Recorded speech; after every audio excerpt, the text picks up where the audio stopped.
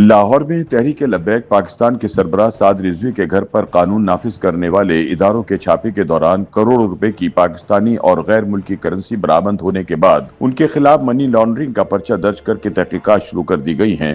یہ اطلاع بھی ہے کہ تحریک لبیک کی مرکزی قیادت کے بینک اکاؤنٹس منجمد کیے جا رہے ہیں۔ پنجاب پولیس کی جانب سے بتایا گیا کہ سعد رضوی کے گھر پر چھاپا پنجاب پولیس، وفاقی تحقیقاتی ادارے اور national cyber crime investigation agency نے مشترکہ طور پر مارا۔ اس چھاپے کے دوران کروڑوں روپے کی پاکستانی اور غیر ملکی کرنسی برآمد کرنے کے علاوہ کروڑوں روپے مالیت کے سونے کے زیورات سمیت سینکڑوں گھڑیاں اور موبائل فون بھی ضبط کر لیے گئے تھے۔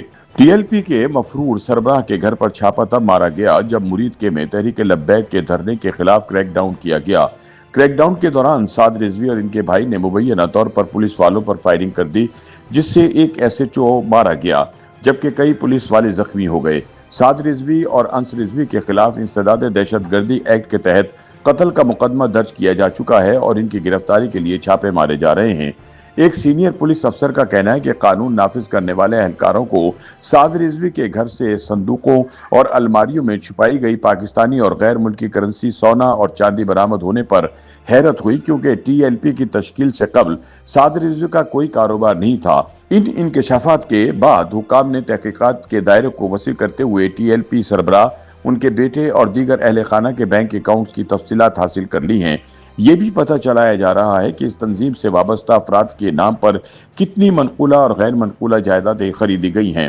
ذرائع کے مطابق سعد رضوی کے گھر سے مجموعی طور پر 11 کروڑ روپے مالیت کی کرنسی برآمد ہوئی، جس میں 50,000 بھارتی روپے بھی شامل تھے۔ اس کے علاوہ کروڑوں روپے کا سونا، چاندی، گھڑیاں اور موبائل فون بھی ریکور کیے گئے۔ ایف آئی اے نے تحریک لبیک کے سربراہ کے خلاف منی لانڈرنگ کے الزامات پر کارروائی شروع کرنے کا اعلان کیا ہے۔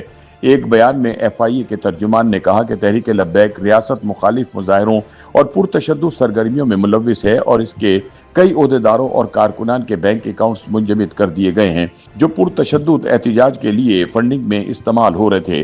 اسی طرح ٹی ایل پی کی فنڈنگ میں ملوث اہم شخصیات کو اسٹاپ لسٹ میں شامل کیا جا رہا ہے۔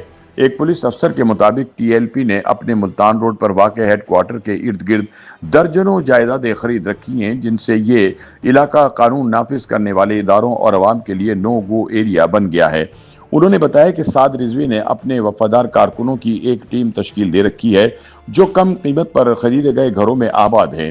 انہوں نے کہا کہ ٹی ایل پی کے گروپ کو جدید آلات سے لیس دفتر فراہم کیا گیا ہے تاکہ وہ تنظیم کی سوشل میڈیا مہمات چلا سکیں۔ پولیس افسر کے مطابق ٹی ایل پی کے پاس ایک تربیت یافتہ کمانڈوز کی ٹیم بھی موجود ہے جو پولیس آپریشنز کے دوران فوری رد عمل دیتی ہے۔ پنجاب پولیس نے سعد رضوی کے گھر سے برآمد ہونے والے سامان کی تفصیلی فہرست بھی جاری کر دی ہے۔ دوسری جانب پنجاب پولیس نے سعد رضوی اور ان کے ساتھیوں کے خلاف پنجاب بھر میں 22 کیسز درج کیے ہیں۔ مرکزی ایف آئی آر میں مرید کے پولیس نے 300 سے زائد مشتبہ افراد کو دہشت گردی سے لے کر قتل تک کے سنگین الزامات میں نامزد کیا ہے۔ سعد رضوی، ان کے بھائی انس رضوی اور کئی مرکزی رہنماؤں پر مقدمہ قتل کے علاوہ ریاست مخالف کارروائیوں پر اکسانے کے الزامات بھی لگائے گئے ہیں۔ ایف آئی آر کے مطابق انسپکٹر شہزاد نواز کو ٹی ایل پی کے مشتعل ہجوم نے اغوا کر کے تشدد کا نشانہ بنایا، جس کے بعد سعد رضوی نے انہیں اپنی پستول سے پیٹ میں گولی مار دی۔ وہ موقع پر زخموں کی تاب نہ لاتے ہوئے جاں بحق ہو گئے تھے۔ YouTube پر گوگلی نیوز دیکھنے کے لیے youtube.com کی سرچ بار میں googly news T V type کریں۔ گوگلی نیوز کے پیج پر سرخ رنگ کے سبسکرپشن والے بٹن پر کلک کرنا نہ بھولیے۔ YouTube پیج پر اپلوڈ ہونے والی ویڈیوز سے باخبر رہنے کے لیے بیل آئیکن پر کلک کیجیے۔ آپ کو ہر نئی ویڈیو کے بارے میں نوٹیفیکیشن موصول ہو جائے گا۔